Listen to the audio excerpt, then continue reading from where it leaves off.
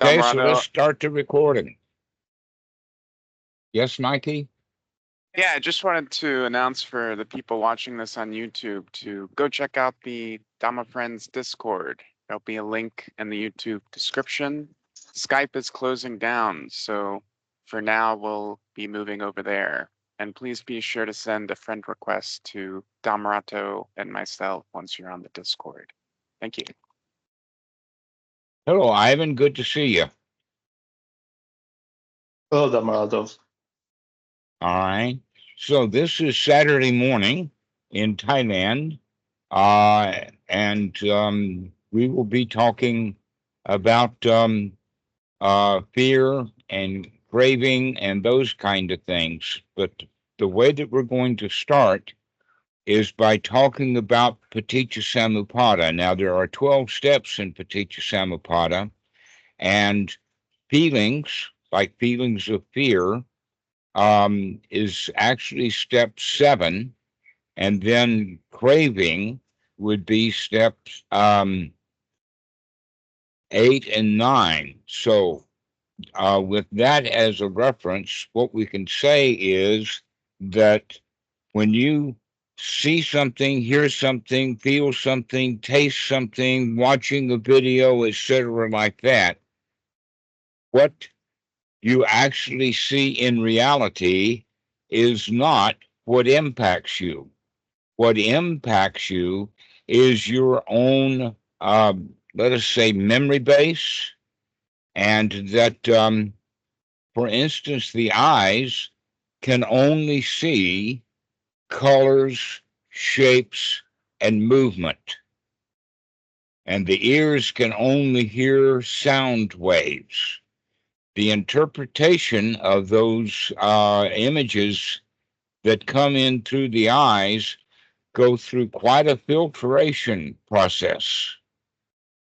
And that it happens very, very quickly with several different parts of the mind. And one of the parts of the mind, in fact, the thing that's most interesting is that the eyes, physiologically, neurologically, they break into two groups, so that one set of pieces of information come into the cerebellum in the back for processing, and the other one, eye goes directly into the frontal cortex.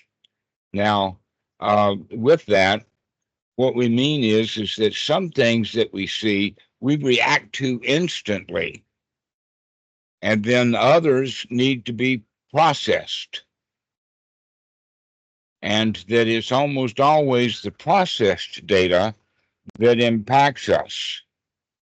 So, going through the cerebellum means then that we do a processing step, and that processing in the Pali is referred to as Namarupa, but in our language we can call it perception, or almost you could say it as preception, in the sense that we don't see exactly what the eyes see. What we see instead is something that is processed to try to make sense of it. So that when you see, let us say, a coiled snake, all you see is the coil. The word snake is what we add to it because we've seen snakes before. All right. And the same thing is true on YouTube. When you see some politician, some snake, all you see is a face and an image, but what you process it into is snake, so that we become fearful of what we're seeing and hearing, when in fact it takes a whole lot of processing before we get to that point. Now, the processing turns into then the result of the process, which we can call a story. We can call it a concept. We can call it an understanding, etc. In the Pali, this is called Salayatana. Now, Salayatana actually, um, means the internal sense base. So the external sense base, the actual eyes and the mechanism of seeing, is part of the yatana, one of the senses. But the process data then is called salayatana. Hello, Vinny. Good to see you. Hi, I'm driving. Okay. So when we then have something processed, that's what impacts us. And the impact then generally leads to feelings. Now, there are three kinds of feelings. One is the feeling of, I like it. You see a picture of a cheesecake. Oh, I like that. We see a picture of something really ugly. Oh, I don't like that. Or the third one is kind of a mixture that has both the liking and the not liking built into it. And this also can be considered or be called confusion. And that confusion then is normally what leads to fear. In other words, you can see a politician on YouTube and you can have the feeling of disgust. You can have the feeling of repulsion. You can have the feeling of, I like him, I like this politician, or you can have the feeling that's based in fear, that you become afraid when you see something. So this is it's a built-in system. It's actually part of our DNA. And another way of talking about it is that it's part of our instinctual system. And the instinct is primarily based upon self-preservation, that we're trying to preserve the life, except that that self-preservation instinct was started way, way back when we were all jungle bunnies and monkeys traveling through the jungle. And that in those days, that self preservation instinct often would save us from getting eaten. That you hear the rustle in the grass, and we immediately become afraid. We don't know what it is, and so we climb up a tree or run away. Now, here's a reason for that is that false positives generally don't hurt us so much as negative um, responses, false negatives. Now, here's what I mean. Imagine that you were, let us say, with another person way back when we probably didn't have much of anything called clothing. Maybe we had a spear and that we're walking down an ancient pathway, and behind us we hear a rustle in the grass. Now, we don't know what it is, but if it brings up fear immediately, one of those guys who is fearful is going to run. The other one is going to turn around in curiosity to see what it was rustling in the grass, and it's quite possibly he got eaten. The time that it took to turn around to see what it was just the amount of time that a leopard or a tiger or whatever would pounce. And so what that means is with natural selection, it's more likely that modern generation is going to respond to something that they're not sure about with fear, as opposed to just idle curiosity. So this is built in. It's part of the DNA. It's part of our uh, self-preservation instinct. But the problem nowadays is that almost all of our responses are false positives. An example of that is that you're watching on your PC or you're watching on television, cable, watching on your cell phone some video, and we have been kind of programmed that these newscasts are real. just like a real snake or a real rustle in the grass, to where in fact they're not, they're just an image. But we process those images and those sounds as if they were real, as if that politician that is disgusting or fearful is going to jump right out of the telephone or right out of your cell phone and bite you right then and there. Well, of course, that's not going to happen logically, but our feeling systems aren't logical. They're instincts. They're natural reactions that have saved humanity from being eaten, every one. And so you can say then the very false positives that saved us way back when now really interfere with our lives because we don't take the time to really look. We just react.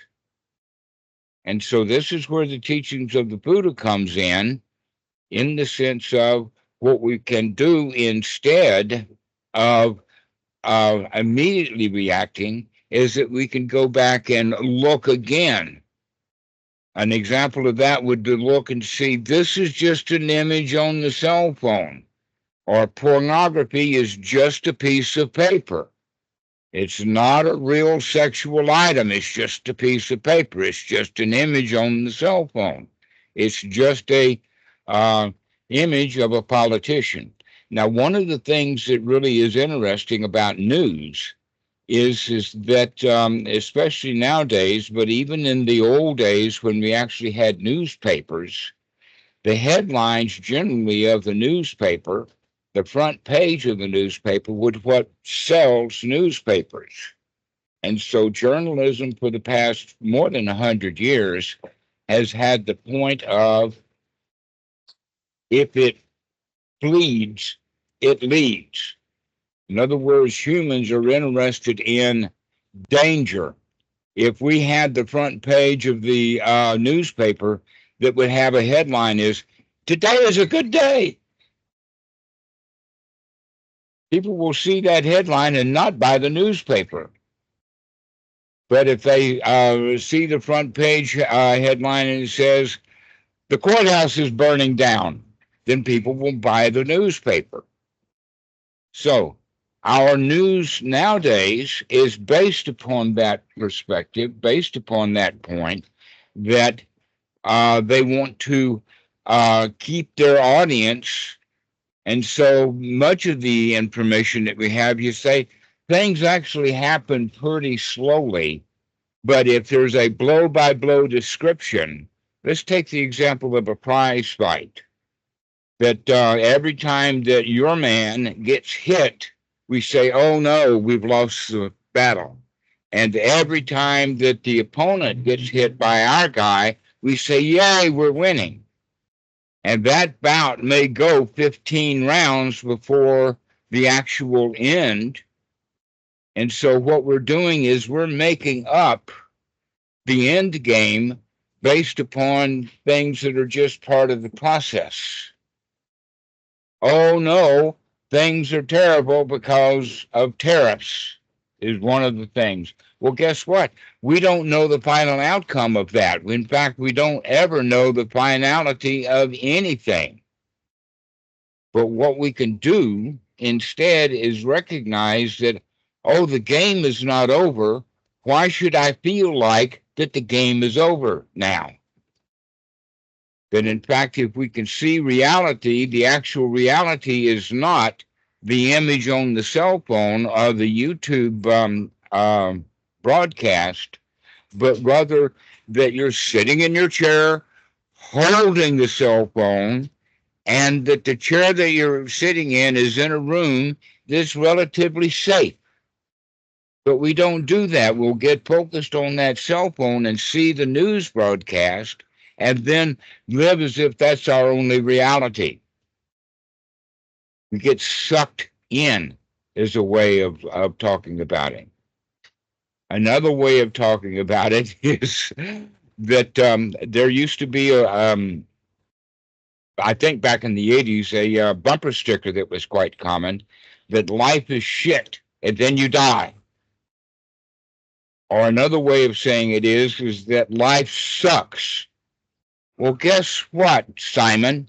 Life sucks only because we're sucking. If we would stop sucking, if we would stop slurping, then life wouldn't suck.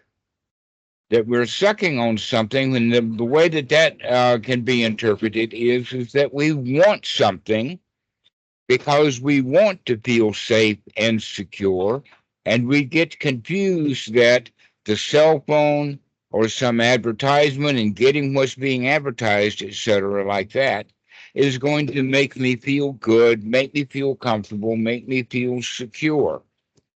And the reality is that if you would stop sucking on stuff, you would recognize that you're already safe, you're already secure, you're already comfortable.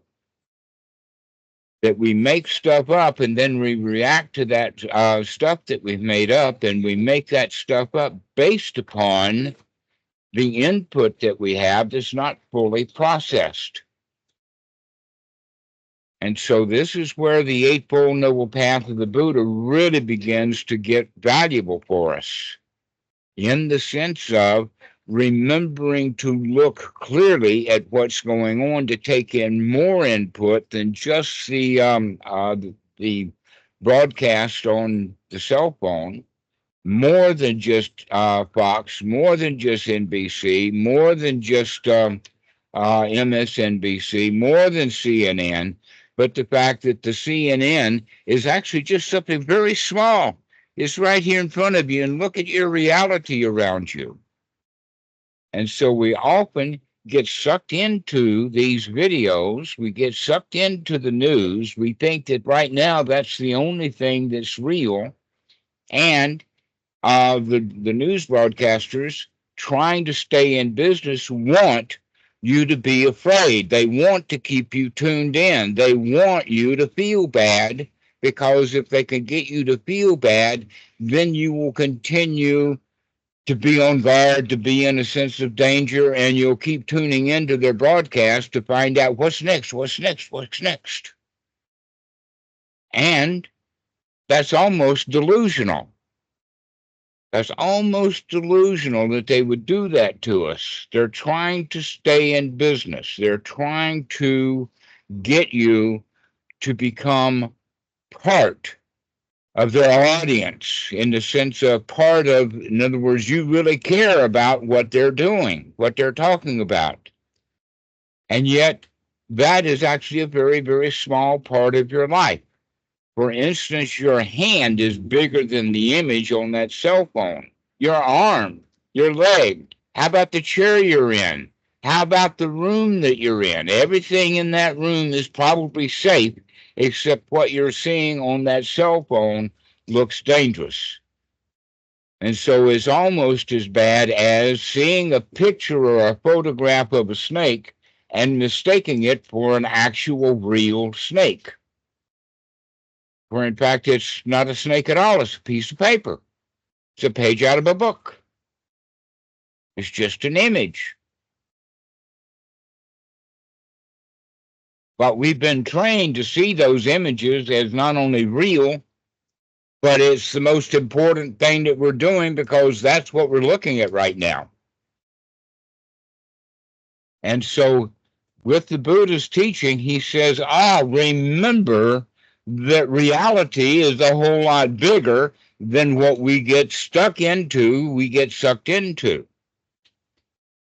I've actually heard it explained this way by, I'm forgetting the comedian's name, but it's an old saw, and that is that what we see up close is tragedy, but when seen from a distance, it's comedy. And yet here we are, really sucked right into that image on the cell phone, and we see that what's close up and right there as dangerous. It's a tragedy, not recognizing immediately that the news broadcast networks want you to feel that way.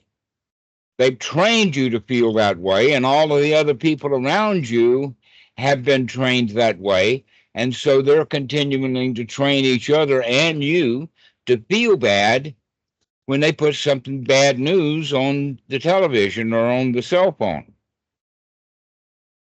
If we can begin to see that our actual reality is much bigger, much broader, and in true reality, not nearly as dangerous as what we're seeing on television.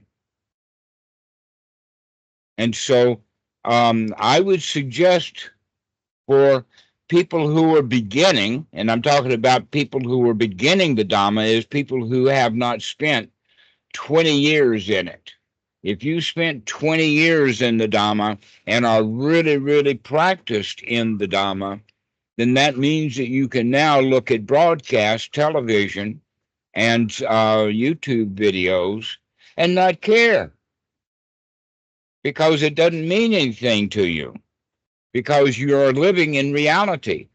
But for beginners, folks like yourselves on Skype and on Discord, I would highly recommend that you stop watching the news or watch very little of it. Because something that actually important happens in the world, you're going to hear about it anyway. So why look at the blow by blow? In other words, you'll hear about the end of the boxing match after the 15 rounds. Let's wait for the actual results of that fight without having to go through a blow-by-blow description of it.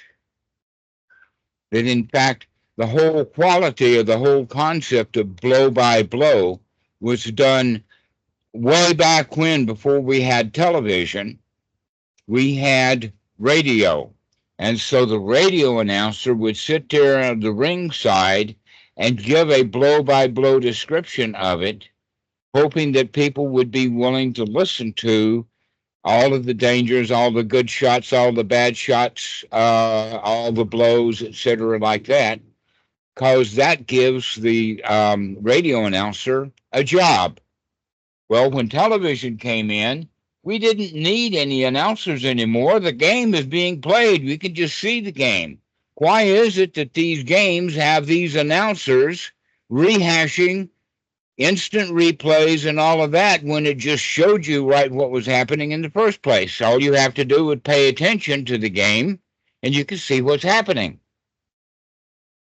Well, that's actually what now has turned into the news. So what started out in radio, having a blow-by-blow description, turned into then television, sportscasters doing a blow-by-blow, and now the news. You see, in the old days, newspapers only came out once a day. But now, the news broadcasters on the cell phone, they're at it 24 hours a day.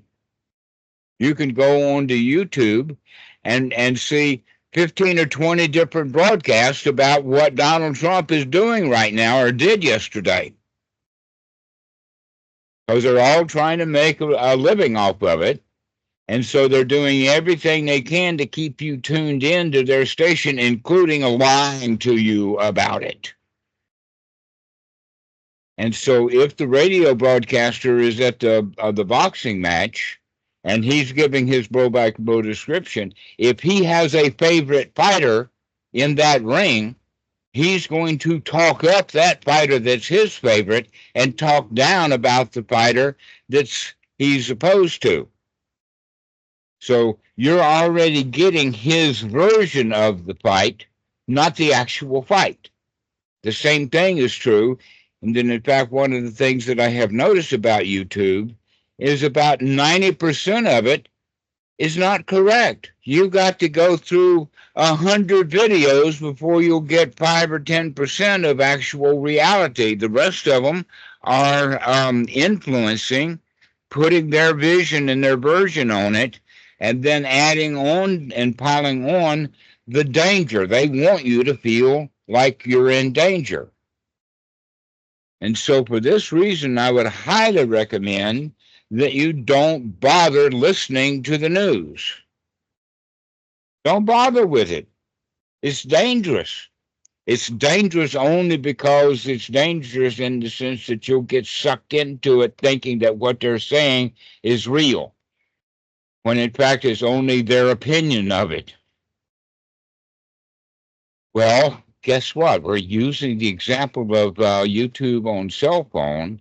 In That's just a small part of your life. That in fact, much of what we have in life, all the people that you are dealing with, your moms, your dads, your families, your co-workers, students, Discord friends, etc., like that, are almost always putting their own spin on things and giving their own version of reality. And if we believe them, if we take that in, then we feel the way that they want you to feel. An example of that would be when someone is angry, they want you to be angry too. They either want you to be angry at what they're angry at. Like if a guy's angry at the bank, he's going to trash the bank and make sure that you feel as angry about the bank as he does. But if you find somebody that's angry at you, he wants you to come back and be angry at him. And you'll almost always oblige. Oh, he wounded me. Oh, he hurt me. Oh, I'm going to get him back. I'm going to retaliate. I'm going to take revenge. There's also the possibility that if somebody feels unhappy and miserable, they will have a pity party and they want you to join their pity party. Misery loves company. So when we give the advice of, don't worry, be happy, they say, oh, I can't, I have to worry. I've been worried all my life and I want to continue to worry. They want you to believe them rather than being frivolous and saying, don't worry, be happy. When worry thoughts come up, just drop them. Because that's in fact what the teaching of the Buddha is really all about, is to see what's real by observation, and mostly especially understand that your own thoughts are often unreal. They're unwholesome. Our feelings are often unwholesome. Our attitude is almost always the attitude of a victim, which is unwholesome. What do I mean by a victim's attitude? That, oh, when we see what's on television, that television sucks us in. We're victims of the television. We're victims of other people's feelings. We're victims in the sense that we want help. We need help. I can't do it on my own. That's 99% of the reasons why people are on Discord, is because they want somebody to fix them, because they don't feel correct all by themselves. So the teaching of the Buddha, basically, we can say, is based upon the Four Noble Truths. And we've been talking quite a bit today about the first Noble Truth, that there is bad feelings, there is discomfort, there is dissatisfaction, and it comes from many places, but mostly it's made up inside of our own mind. This is where it comes from. The second Noble Truth is that it's your own greed, your own desires, your own disliking, and it's your own confusion. It's your own ignorance. It's your own delusional systems that actually impact you and bring up feelings. And that you mostly just made it up through the input of the cell phone. Instead of seeing the whole reality that you're in, you get focused on a little piece of it, the cell phone, and then you think that the cell phone is all of your reality for the moment, and that we can broaden our scope. We can draw back from that cell phone. When the cell phone is really close, it's a tragedy. When it's a half a world away, what's happening? I live in Thailand, and so the stuff that happens in the United States is pretty far away, which means it's quite a show for me. It's actually quite entertaining. It's a comedy. It's not real. And so unless you're actually living, let us say, in the White House, or if the story is about New York, unless you're actually living in that tower, then it's far away. Everything that you see in the news is actually someplace else. It's not here. So don't make it close. That's a delusion. Let it be far away so that it's not dangerous. For instance, a lion that's rustling in the grass right behind you is dangerous. But the lion that you see standing on top of the mountain, he's not dangerous. He's too far away. And so if we can begin to get distance from all of these events and all of these things that are happening, if we can get away from it mentally, if we can actually look and see that we're not close to it at all, we're actually quite far away from it, then it really is not distant. It's not here. It's someplace else. So why should, Michelle, we feel afraid? Why should we feel afraid when that stuff is not close at all? It's far away. Donald Trump is not there in the room that you're in fussing at you. Okay, so this is the way of looking at it, is actually beginning to observe, beginning to see that almost all the stuff that you feel bad about is because you've made the mistake of drawing it in and making it close to you. That's why it's unwholesome, is because it's not really real. And so this is what we mean then by an unwholesome thought and an unwholesome attitude. The attitude is I'm a victim. And the thought is, oh, it's dangerous what's happening. And then that's where the fear, the anxiety, the craving comes in. It's because of these ignorant feelings that we have. And so if we wise up so that what contacts us is contacted wisely, that means that now we have a choice about how we want to feel. If you see things at a great big distance, then it's just entertaining. It's just part of the show. It's a comedy. But if we perceive it, if our perception is that it's very close to us, then it's going to be dangerous. Just like the snake that we see that's in a tree that's 50 meters or 100 meters from here, that snake is not dangerous. But the snake that you're about to step on, that's dangerous. So this is the way that we can begin to see things, is let everything be distant from you.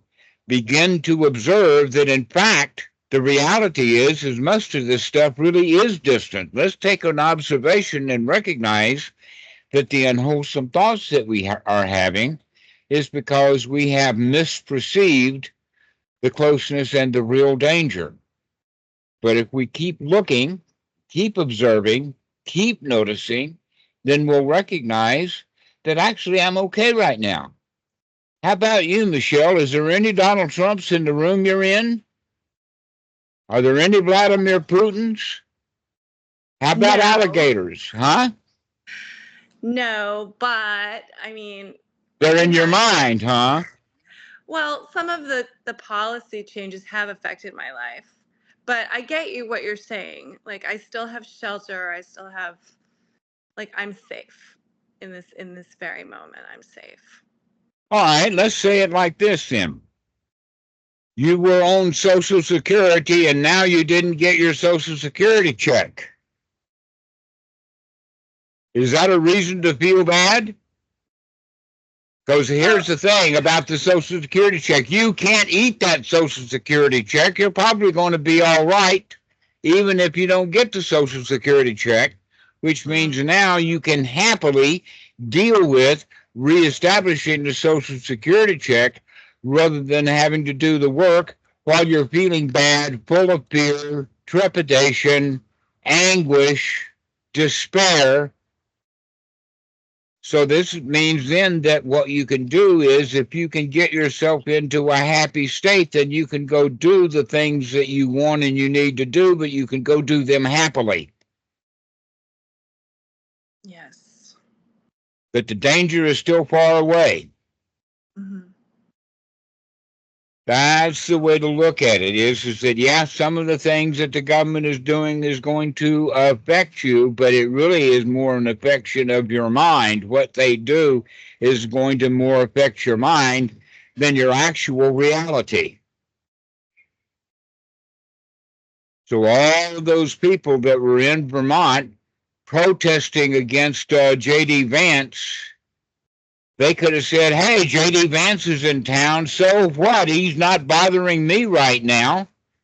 But yet they were all out on that thing, and all of them in that protest were feeling bad right then and there.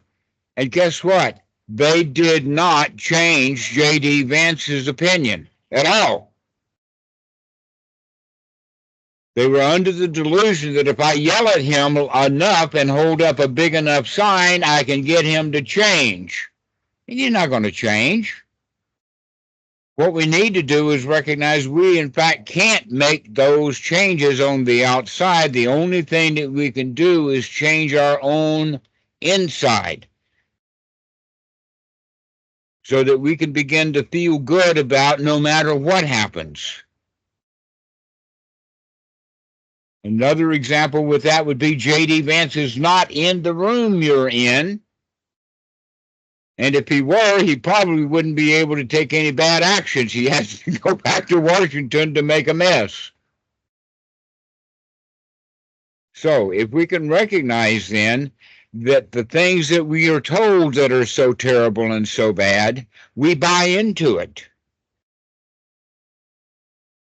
And we're buying into a lot of stuff that comes from the outside instead of just sitting and relaxing and saying, wow, right now everything is okay. Right now, Michelle, you're okay. There are no politicians, there are no snakes, there are no tigers, there are no Putins, there are no Trumps in the room you're in. Wow, what a relief. What a relief it is to come back to reality, to see that those things are far away. They're not close.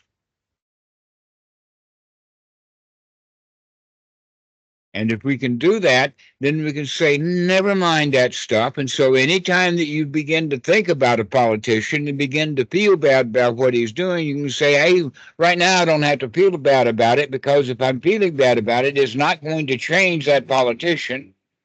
Let me make the changes inside.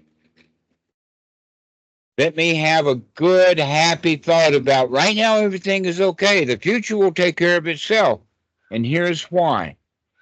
No matter what happens in the future, if you can train yourself now to feel good and you have a control over the way you feel, then whatever happens in the future, you can handle that and say, I can feel good when that happens. What we do instead is say, oh no, if that happens, it's a disaster. I'll feel bad when it happens, and I'll feel bad now thinking about it. And so, in fact, we go around feeling bad about a lot of stuff that never happens. Most of the problems that you've ever had in your life didn't happen in reality. They only happened in our own mind. The what ifs. And then we check it out and we say, oh, nothing to it.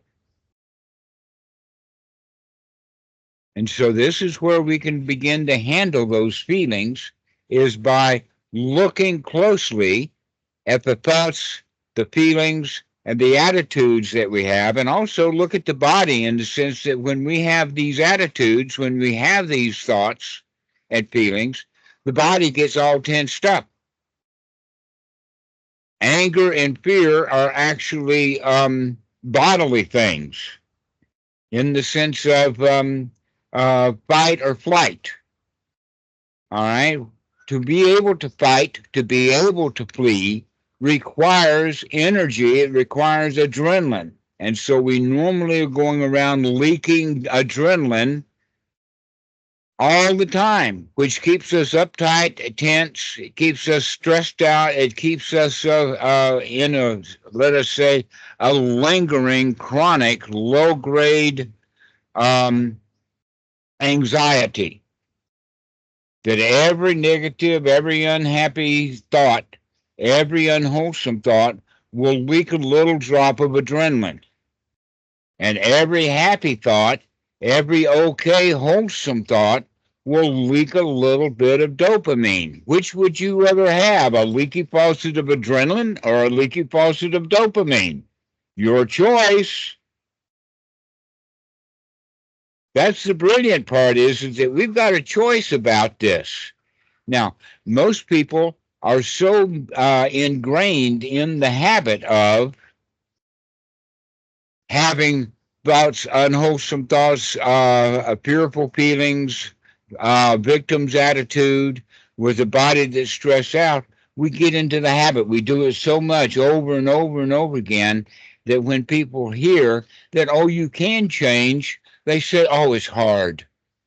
Oh, I'll try, but I don't think that I'll be successful. Well, that's just another unwholesome thought. If we could see that those are unwholesome thoughts, it's just part of our habit pattern. We can say, wait a minute, I don't have to have that thought. I can have a thought of, I can get over that. I can have the thought that no matter how bad I feel, no matter what kind of negative thoughts I have, I can stop them and come back to reality, see things the way that they really are, and be okay with it. That's the way to practice over and over again. In fact, that's the Eightfold Noble Path right there. Sati, to remember to look. And then to look. Now, we probably all heard about the Buddha has a thing called wrong view and right view. But noble is not a noun. It's not a view. It's not an attitude. It's not a concept of worldview, but really it's a verb saying, I can see, I can look. It's a verb. I'm looking at reality. And if you have right noble viewing and look to see what's going on, you can see then that the thoughts that you're having are unwholesome. The attitude that we have is of the victim's attitude, and that these unwholesome thoughts in a victim's attitude winds up giving us feelings, which are basically either dopamine or adrenaline. Your choice. If we can make a change, we need to be able to make a change. And we can only make a change if we can see that the thought that we're having right now is unwholesome. Let's change that to a wholesome thought. Ivan, you got your hand up. Go ahead. Sometime late, every time I remember to look, I already feel wholesome. Like it's almost like a cue lately. Like, well, you're getting fast at it. Yeah. Yeah, you're getting fast. As soon as you recognize, oh, this is an unwholesome thought, we can say that happily. Oh, wow, I see that unwholesome thought. Oh, wow, I see that fearful thing. I can see that fear. We can see the fear happily. You see, normally when we see feelings, when we see fear, when we see aversion, we see, and in fact, even if we like something, we want it. It's desire, it's clinging, it's craving. And when we can see the craving, when we can see our resistance, when we can see our fear, let's see those things happily. Oh, wow, I feel fearful. Well, I'm glad I caught it. If I hadn't caught my fear, I would have remained fearful. And that's almost an instantaneous change. To change those thoughts means that little valves in the brain change. This is in the amygdala and in the pituitary and pineal glands that control the way that we feel. And we can turn those negative chemicals off and turn new ones on quite easily in the brain. It's the attitude that I can't change that prevents us from actually changing those faucets from hot to cold. And so, Ivan, congratulations. You're getting quick at it to be able to see, aha, I see that fear. If we can say, I see that, we've already started dealing with it correctly. Just by being able to see it. And then we can say, guess what? There's really nothing to fear. Vladimir Putin is not in the house. He's in Moscow, and that's a long way from here. And he's got his own problems. Let him deal with his problems, and I'll deal with the fact that I don't have any. And so we can make that change quickly, instantly. So congratulations that you're getting pretty good at this, Ivan. Yeah, it feels really nice because back then I had the thoughts of, oh, I have to sit for 30 minutes and all those, like it's like really complicated. I mean, I still meditate, but it's like I don't have to rely on that to to make myself feel good. It's like I remember I'm already okay, which is yeah. Thank you, Dhamma. So basically there's another point to it, and that is that when we get stuck in craving, when we really want something, we've got it on the mind, we have thoughts about it over and over and over again, and we don't look to see that we've created ourselves a state of unhappiness and disappointment because we don't have what we want. You could also say it like this, that when you are okay, you're whole. You don't want anything. But if you want something, if you're craving something, if you're delighted in something and want it to continue, or it's gone now, then the craving means that I want it, means actually that now I have a hole in me. I'm not whole anymore. I would be better off if I had that which I'm craving. If we could see that, in fact, our craving creates a hole in us, and that hole, by the way, is just the size of that item. So if I crave a bicycle, that means I've got a bicycle-shaped hole inside, and that bicycle will come right in and fill that hole, right? That's the way that we can look at it, is that we have a hole. We're not complete because we're wanting something that we don't have.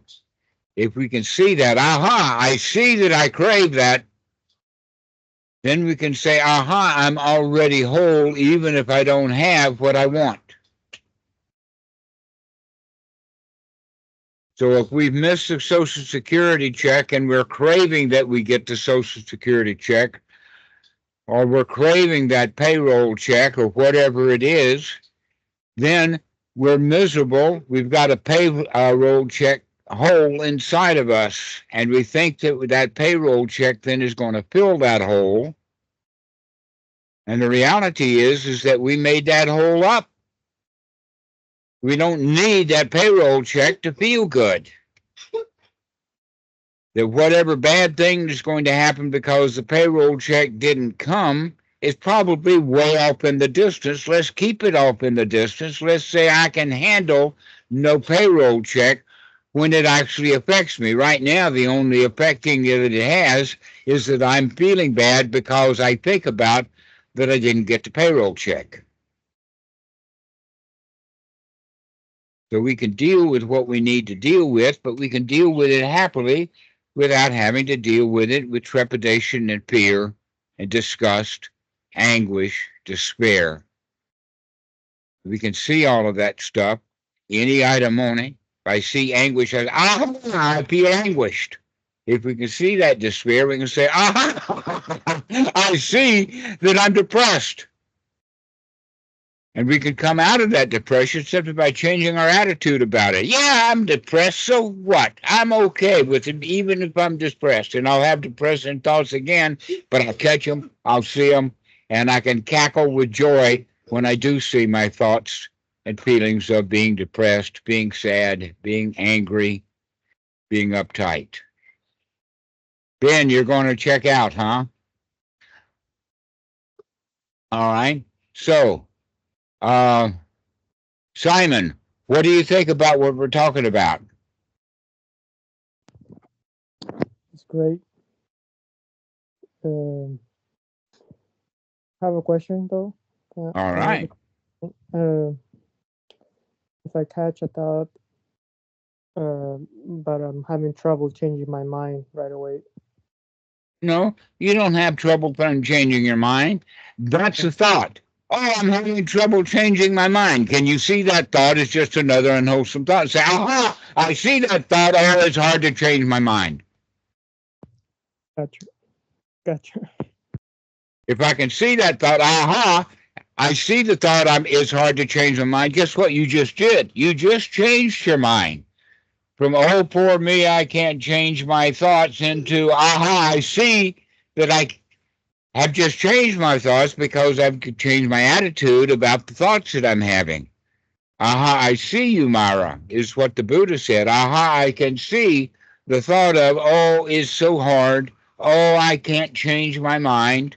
That's common. Everybody starts with thoughts like that. But you can, in fact, change. This is actually an easy practice. It is so easy to do that we get immediately results when we do it. But then we got to do it again because we're in the habit of feeling bad. We're in the habit of, I can't change my thoughts. And so we need to start looking to see those thoughts rather than just letting them spin on, oh, I can't, oh, this is hard, oh, I need my Social Security, oh, Donald Trump's terrible, oh, there's a war in Ukraine, oh, poor me. The life sucks. Oh, everything is terrible. And we just drone on and on with that stuff without actually taking a look and recognizing that, oh, that's just a habit pattern that I've developed. Let me have a new habit pattern. Let me change that stuff. I can change it from being feeling bad into saying, aha, I see that I'm feeling bad. And immediately we're making a change. Wow, I am so glad that I saw that. Well, I'm so happy right now I don't have to feel bad. But we have to keep doing that over and over and over again. This is why I would say that almost the entire teachings of the Buddha is on the back of a shampoo bottle. Every shampoo bottle. It's on the shampoo bottles at 7-Eleven. It's on the shampoo bottles at Piggly Wiggly and Safeway, Aldi's, whatever grocery store that you go to, you find the shampoo bottles, and they have the entire teachings of the Buddha right there on the bottle. And what is that? The shampoo bottle gives you the Dhamma of rinse and repeat. Rinse and repeat. Rinse your mind out and then repeat, rinsing your mind out, rinse and repeat, rinse and repeat. That's the story of the shampoo bottle. So we can give ourselves another rinse. Aha, I see you. And then we have to do it again. Aha, I see you. Aha, I see you, negative thought. And as we do that, we begin to interrupt those mental patterns so that we have them less often, and you have more often the thought of, aha, I see that. Oh, wow, what a relief it is. I don't have to go down that path anymore. Then we can start to have a little series of really wholesome thoughts like no place to go and nothing to do. The spring comes and the grass grows all by itself. Wow, there's no place to go. Everything is okay right now. Wow, what a nice moment this is. And then I can take a deep breath. Oh, what a relax. Just relax. Everything is okay. But we need to practice that over and over and over and over again. And if the thought comes, why do the negative thoughts keep coming back? That's just another negative thought. That's just another unwholesome thought. That I want permanent relief. We're not going to get permanent relief. That in fact, I want permanent relief is actually just another unwholesome thought. And so when you see yourself, oh, I wish I didn't have this problem, you say, aha, I see that. I see that I'm messing up again. I'm trying to talk myself down by saying that things are not good enough right now. So this is the way that we practice. What do you think, Michelle? Yeah, it's very helpful. I mean, I have a lot. Yeah.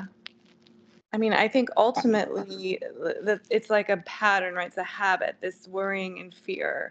It's like a habit that, and it kind of, I mean, I've heard you say this on a previous talk, but it's all kind of coming from this, like the essential fear, like a fear of death, right? Or a fear of annihilation. And I guess if I'm honest, I don't really know how to deal with that fear. You deal with it by saying, I see it. I see that fear. Okay. Because that changes our attitude right then and there. I see it. Aha, I can see that fear. And sort of, instead of saying, I don't know how to deal with it.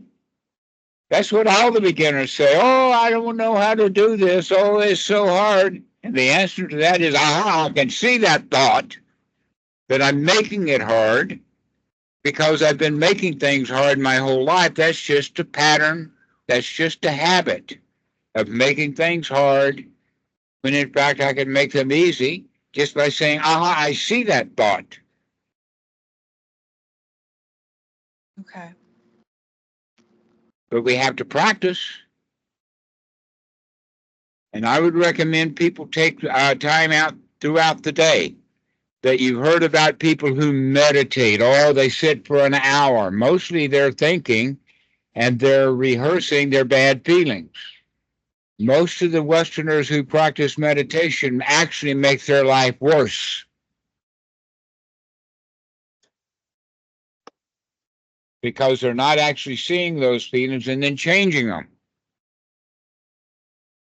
They don't come to, oh, never mind, be happy. Don't worry, be happy. Everything is all right. And so they sit in meditation saying, oh, I wish the bell would ring. Oh, I'm too uncomfortable because the bell is so, oh, where's the bell? I want it to ring. And I got to sit here in meditation waiting for the bell to ring. Instead of, wow, right now I have nothing to do. I could sit here and just enjoy my moment. And when the bell rings, that's okay. And so this is the problem with Western meditation systems is that they are not trained to make that change, to take in right, noble effort to make a change, to really look at the kind of thoughts that we're having. The Mahasi system, the Western Mahasi system, talks about noting, to note your feelings, note your thoughts. And that's not what the Buddha teaches at all. He doesn't teach noting, he teaches change. To note it and fix it.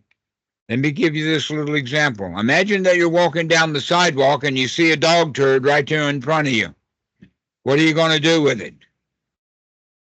The right thing to do would be just to step around it. So the right thing to do with those negative thoughts is just step around them. But many meditation systems, the two big ones would be what they call choiceless awareness, which means I see that dog turd, but I'm going to step right in it. I'm not going to change my gait. I'm just going to go plow right through and get dog dew all over me. But the Mahasi system is different than that. The Mahasi system wants us to pick up that dog turd, take it into the kitchen, powder it, fry it, garlic it, put stuff on it, and make a great big shit pie. And then they eat it.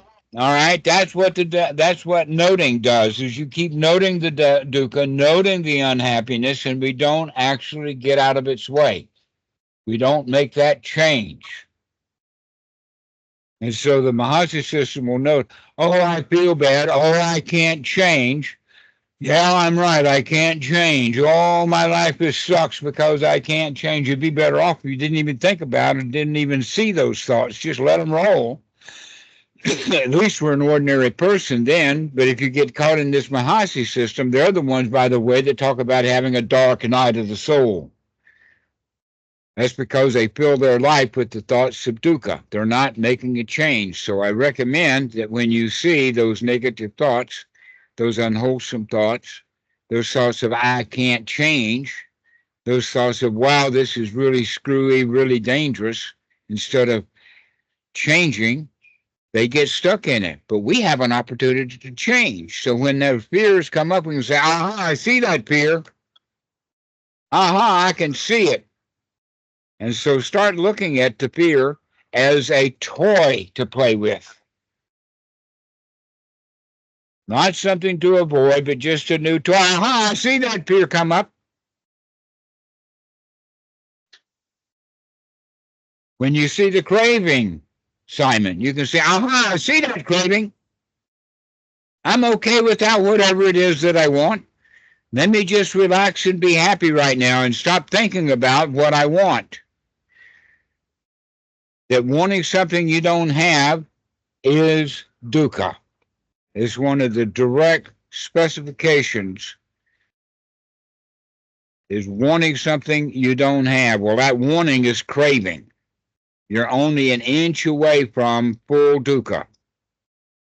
And if you can see, I want something, and you don't have it, you can say, aha, I'm okay right now, even if I don't have what I want.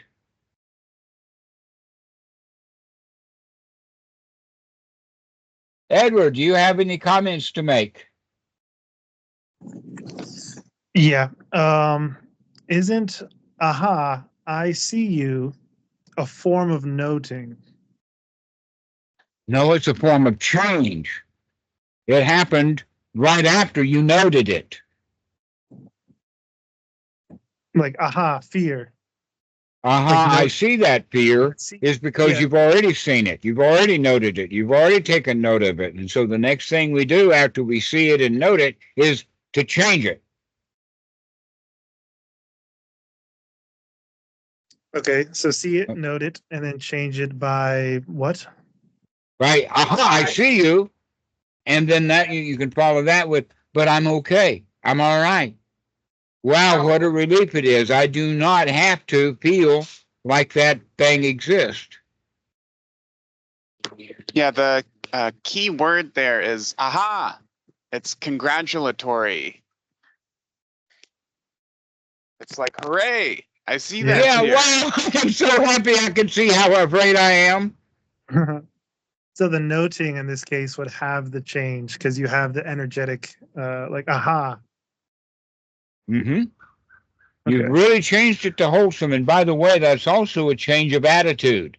A change of attitude of poor me, I'm afraid, into aha, I can see that fear because in fact you are not the fear. And so you can say, aha, I see the fear. And you can say that then by changing that attitude of being an attitude of a victim who is fearful into the attitude of being a champion, that you've seen that fear and you have, by seeing it, changed it. You've conquered it. Ah. Santiago, go ahead. Oh yeah, I was gonna say it's like when you use the imagery about making the shit pie. It's like, aha! I don't gotta put on a bib and pull out the fork and the knife and start eating. I don't have to eat this stuff. Exactly correct.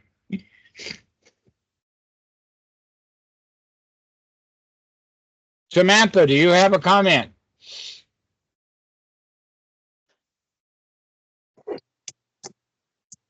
No, I guess not. All right. I like that little chuckle at the end. That's the important thing, is to have that chuckle. I don't have anything to say. All right. Michael Swift, how do you think? What's your idea? I don't think anything. Not sure. Aha. Okay. Not sure. No, thank you, Dhammarato. This was a very good talk. All right. Does anybody else have anything to say? All right, Mikey, why don't we take this thing home? Yeah, so again, please go ahead and visit the Dhamma Friends Discord to keep in touch with us as Skype begins to shut down. And please send a friend request to myself and Dhammarato.